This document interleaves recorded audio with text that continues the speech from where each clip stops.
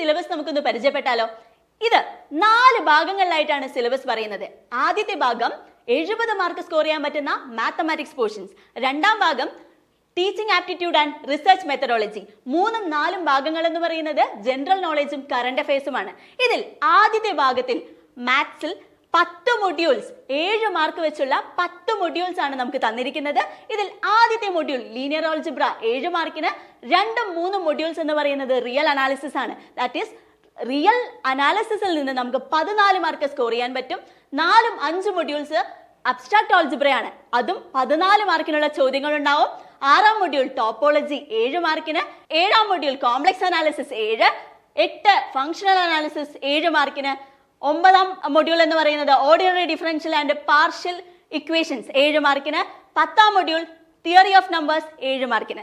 So 70 mark ഇങ്ങനെയാണ് distribute ചെയ്യുന്നത്. So നിങ്ങൾ പഠിക്കാൻ തുടങ്ങിയിട്ടുണ്ടാവുമെന്ന് വിചാരിക്കുന്നു. എല്ലാവരും വളരെ സീരിയസ് ആയിട്ട് തന്നെ പഠിച്ചു തുടങ്ങുക. ഇതിൽ വളരെ എളുപ്പമുള്ള മൊഡ്യൂൾസ് ഉണ്ട്, അതുപോലെ കുറച്ച് കഷ്ടമുള്ള മൊഡ്യൂൾസ് ഉണ്ട്. അങ്ങനെയുള്ള ഒരു കഷ്ടവും നിങ്ങൾക്ക് ഉണ്ടാവില്ല. എല്ലാവരും CCയിൽ ഉടൻ തന്നെ ജോയിൻ ചെയ്യുക. അതിനുള്ള എല്ലാ ഫെസിലിറ്റീസും, ലേണിംഗ് മെറ്റീരിയൽസും, ലൈവ് സെഷൻസും, റെക്കോർഡഡ് ക്ലാസ്സസും നമ്മുടെ CCയിൽ അവൈലബിൾ ആണ്. എല്ലാവരും വേഗം തന്നെ ജോയിൻ ചെയ്യുക.